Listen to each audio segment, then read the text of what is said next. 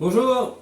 Allez, on va remonter tout ça. J'ai reçu les joints de culasse, joints de carter et joints spi. Je vous montre tout ça. Si le contenu de cette vidéo n'a pas suffi à vous dépanner, je vous rappelle que le bouton rejoindre est là pour vous pour une assistance. Merci. Alors, la première chose qu'on va faire, c'est nettoyer la surface là, de notre moteur de façon à pouvoir enlever toutes les impuretés, tous les morceaux de joint pour pouvoir remettre un joint neuf. Je vous déconseille de venir gratter au papier de verre ou autre. Vous allez creuser un tout petit peu la portée de votre culasse. Ou alors il faut le faire vraiment sur un marbre, mais voilà, je vous déconseille. Vous prenez du nettoyant avec du chiffon, normalement, même un nettoyant frein, normalement en frottant bien, éventuellement un petit coup de cutter pour enlever tous les endroits qui collent un petit peu, ça devrait suffire, hein. Donc moi, j'ai déjà remonté le piston pour gagner du temps, pour pas que la vidéo soit trop longue. Juste une information. Hop, je vais vous mettre un tout petit peu plus près.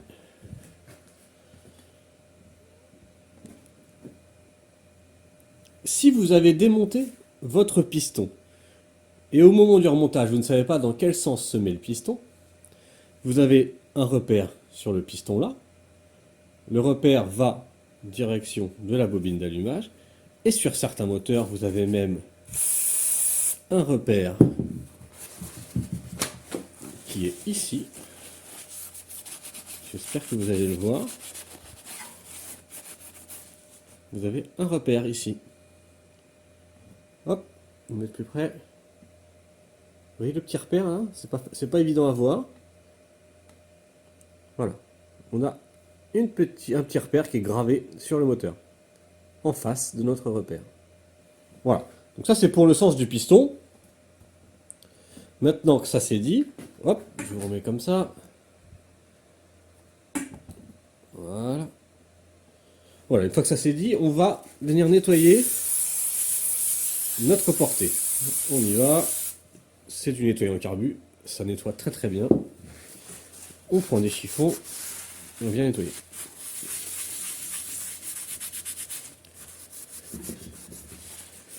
Les endroits, comme je vous disais, où il y a des morceaux de joint comme là collés là, on peut venir s'aider avec un cutter. Voilà. Ça s'enlève parfaitement. Vous mettez bien un chiffon ici, hein, que les saletés ne rentrent pas.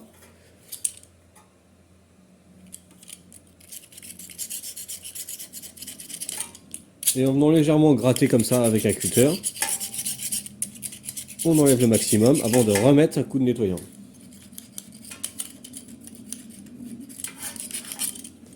Je finis de faire briquer tout ça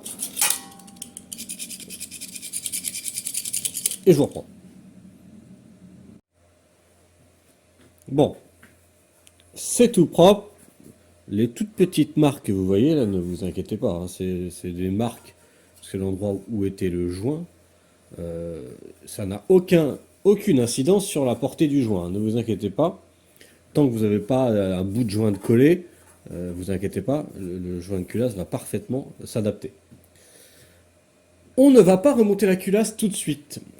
C'est un moteur culbuté, soupape en tête, soupape dans la culasse. Si on remontait la culasse tout de suite, sans aller remonter l'arbre à cam en bas, on aurait beaucoup de mal à remettre nos tiges de culbuteur et à remettre notre arbre à cam en place. Donc là, maintenant que c'est propre en haut, on va aller installer le bas. Et une fois que le bas sera installé, on pourra remonter la culasse.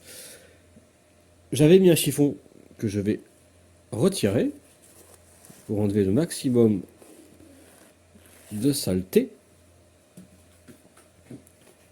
Je vais enlever toutes les impuretés. Je vais vous mettre comme ça. Parce que même en protégeant, on voit qu'on a toujours quand même des petites saletés là, hein. Ne laissez pas de saleté. Par là ici au niveau des soupapes, faut éviter. Donc on remet un petit coup de nettoyant carbu. Les saletés vont tomber dans le bas moteur. Dans le bas moteur, ce n'est pas très grave. Je mettrai un coup de chiffon. Et de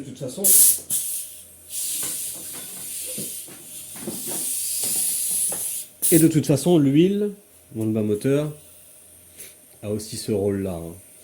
Ça va dissoudre un tout petit peu. Quand c'est vraiment des toutes petites poussières, c'est pas très grave. Moi, ce sera un bout de joint, effectivement, ce serait très grave. Mais des toutes petites poussières comme ça, on dilue ça avec un petit coup de nettoyant carbu, on souffle, et puis moi j'irai mettre un coup de nettoyant dans le bas moteur.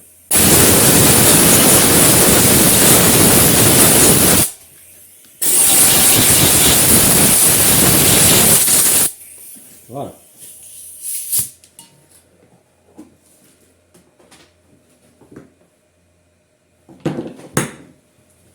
Bon, maintenant que tout ça c'est propre, on va aller voir ce qui se passe dans le bas moteur. On va remettre notre arbre à cam.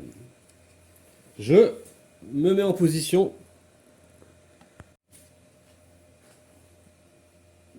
Allez, on remonte l'arbre à cam. Première chose à faire, remettre ce qu'on appelle des poussoirs de soupape. On les remet en place.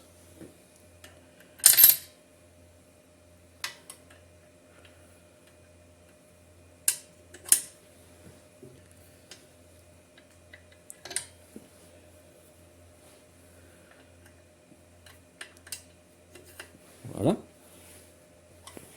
C'est en fin de compte l'arbre à cam qui va venir. Alors, petit rappel. Voici un arbre à cam. Fonctionnement d'un arbre à cam. L'arbre à cam est cannelé pour tourner à la même vitesse que le vilebrequin. On appelle ça un calage ou une distribution. Vous avez peut-être plus l'habitude d'entendre parler de distribution. Le rôle donc de l'arbre à cam, c'est de fournir l'ouverture et la fermeture de nos soupapes quand le moteur tourne. Voilà, tout est calé. Là, la cam va venir pousser le poussoir de soupape qui est ici pour venir ouvrir ou fermer les soupapes. Voilà, le rôle de l'arbre à cam. On remet l'arbre à cam en place. Alors, deuxième chose importante, calage d'un arbre à cam. Sur un arbre à cam, on a toujours un repère ici, un petit poinçon ici, et un repère normalement sur notre vilebrequin. Le repère est ici. Je vous mets de plus près. Vous voyez le petit point. Le petit point ici. Il suffit de venir faire coïncider les deux points ensemble. Ce point-là et ce point-là. Alors, il faut tourner pour arriver en face.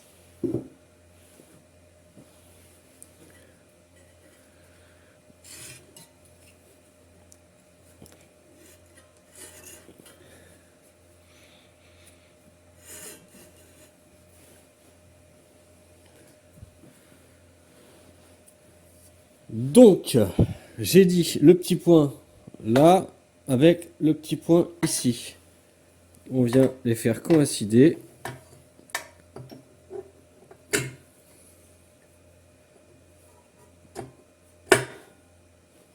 Là, je suis décalé d'une dent.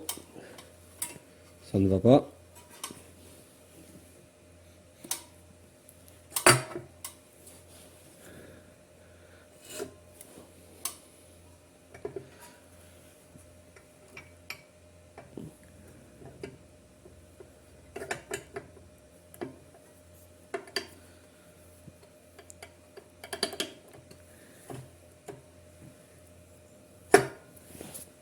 Voilà. J'ai peur que avec mon bras vous ayez mal vu. Je vous remontre. Les deux points sont alignés. Notre arbre à cam est donc maintenant synchronisé avec notre vilebrequin. Maintenant que ça c'est fait, on vient remettre ce qu'on appelle un régulateur. Rôle du régulateur. il y a des masses. Ça va tourner, il va s'ouvrir. Voilà, ça s'ouvre et ça se ferme.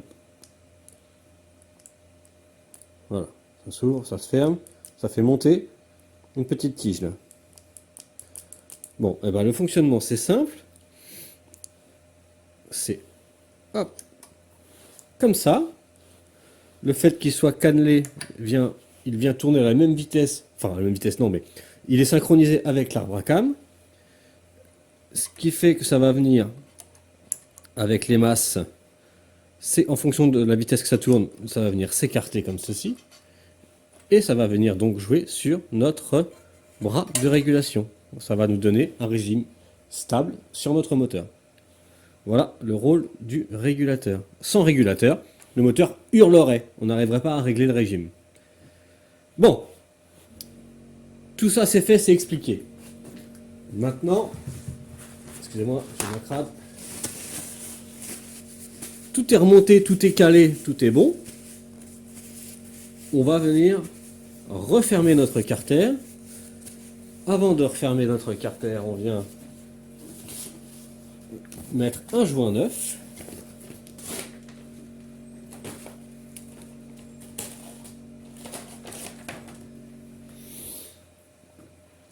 Donc, notre joint neuf. Si, comme moi, sur votre carter, votre ancien joint n'est pas cassé, bon, moi, il est évidemment écrasé, mais il n'est pas cassé, coupé, il ne manque aucun endroit, vous pouvez remettre un deuxième joint par-dessus. Si par contre, il y a un endroit où il manque un bout de joint, ou un bout de joint qui est arraché, ne mettez pas un deuxième joint en superposition, vous allez créer une fuite. Mais là, vu que le joint il est encore présent, j'ai pas besoin de m'embêter à gratter tout le joint, je viens directement lui mettre un deuxième joint par-dessus. Ça ne fonctionne, je répète, que si votre ancien joint est en parfait état en dessous. Voilà. Un nouveau joint. On n'a plus qu'à remettre le carter et visser. Je remonte le carter, je visse. Ça va pas vous intéresser de me regarder pendant 10 minutes mettre des vis. Alors, mon carter est remonté. Joint remplacé.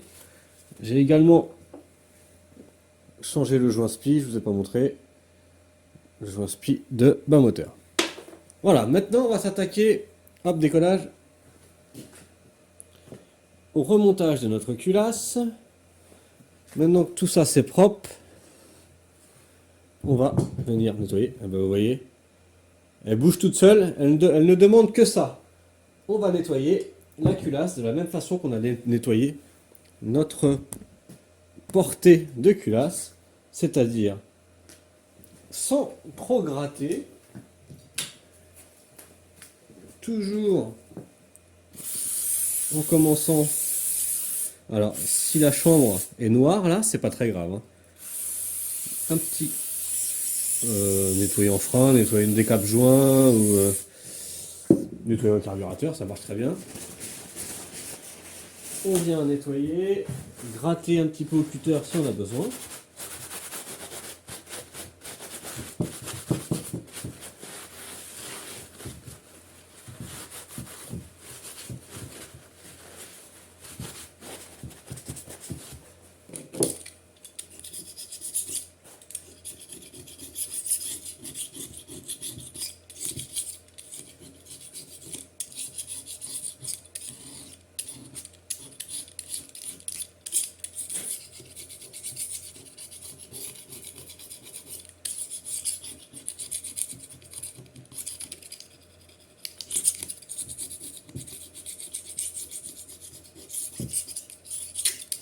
Comme tout à l'heure, les marques là, ne vous en préoccupez pas. À partir du moment où quand vous passez votre doigt c'est lisse, ne vous inquiétez pas, le joint de culasse va faire le reste.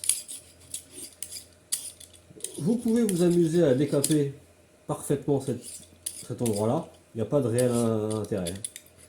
Ça c'est la chambre de combustion. Chambre de combustion c'est toujours... il y a toujours un petit peu de saleté calamine. Ah bah, vous enlevez évidemment s'il y a des gros morceaux de calamine, vous les enlevez, hein, vous grattez un petit peu, mais il n'y a pas d'intérêt de mettre ça comme neuf. Hein.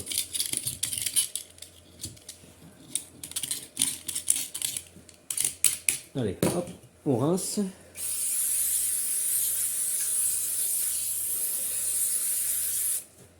Hop.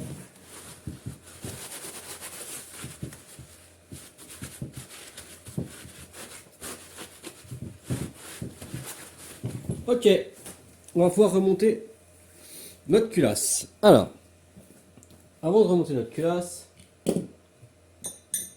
on remet nos tiges de culbuteur. Pareil, assurez-vous qu'elles soient bien propres. S'il y a de l'huile dessus, c'est évidemment pas grave. Attention qu'il n'y ait pas des bouts de joint collés dessus ou autre. Hop, on se remet sur notre moteur. Voilà. Et on va les mettre directement dans les trous de culbut, dans le fond. Je ne pense pas qu'on arrive à bien voir. Enfin, vous verrez. Il y a des, voilà, c'est prévu. Il y a 2 trous. Donc, on avait dit que la noire, c'était la tige de culbuteur d'échappement. Pas la même matière l'échappement que l'admission pour des questions de dilatation. Le poids également. Hein. Celle d'échappement est beaucoup plus lourde. Donc, l'échappement, c'est la petite soupape, celle-ci. Et donc, notre culasse, elle vient comme ça. Notre culasse vient comme ça. Donc, si elle vient comme ça, cette soupape-là, c'est l'admission. Cette soupape-là, c'est l'échappement. Donc, elle vient ici.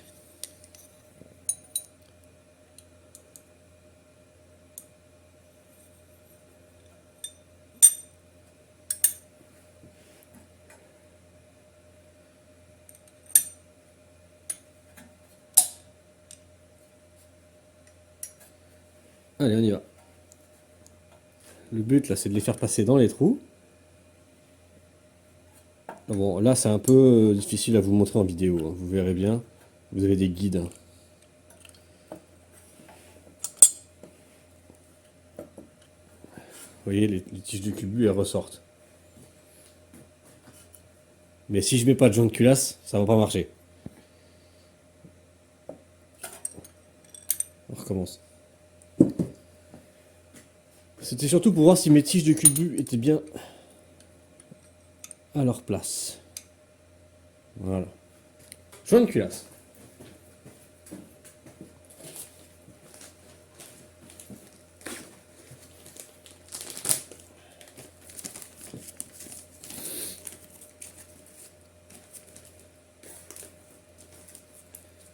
Hop.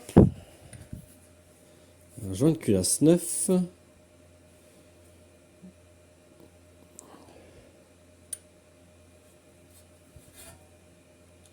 Voilà. On recommence. Ce que je vous disais, les guides, c'était là en fait. Vous avez des guides ici, là. Là. Et là. Bon, bah, il suffit que les tiges de culbuteur ressortent par ici. On recommence.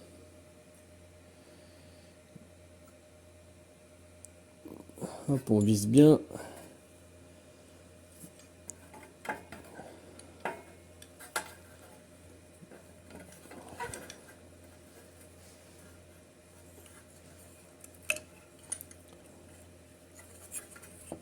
Voilà. Là, on met en place.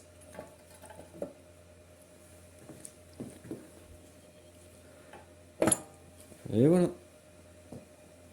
Nos tiges de culbuteur ressortent là. On n'a plus qu'à venir remettre notre culbuteur. Ça, c'est un culbuteur. En place. On appuie sur la soupape pour mettre le culbuteur.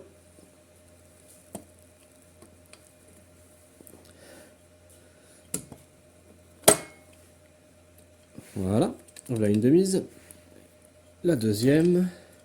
Il n'y a pas de raison que les soupapes se soient déréglées. Hein. C'était réglé avant, il n'y a aucune raison que ça soit déréglé. Voilà. Nos soupapes sont bien remises. On n'a plus qu'à venir serrer la culasse, remettre notre cache-culbuteur, et l'opération est terminée. Je pense que moi je vais m'arrêter là. La vidéo est assez longue comme ça. Vous montrer comment revisser les vis, je pense que ça va aller. Juste une chose, sur le resserrage de votre culasse, il faut toujours resserrer en croix ou en escargot. C'est-à-dire que si je mets cette vis-là ici, je la serre, je mets celle-là en opposition. Ensuite, je mets celle-là en opposition, celle-là. Ensuite, celle-là en opposition, celle-là. Ou en escargot, c'est-à-dire celle-là, celle-là, celle-là, celle-là, celle-là, celle-là, celle-là, comme ça. Mais ne faites pas tout d'un côté, l'autre côté après. Hein? On appelle ça un serrage en croix, c'est pour répartir les charges sur la culasse, de façon à ne pas la déformer, et de façon à ce qu'elle épouse parfaitement le moteur. Voilà ce que j'avais à vous expliquer sur le remontage de la culasse. Je vais, moi, remonter tous les capots, tous les carbules, voilà, tout ce qu'on a démonté ensemble. J'ai pas d'intérêt à vous remonter, c'est pas très intéressant, à vous remontrer, c'est pas très intéressant. Et je remonte la bête sur le tracteur.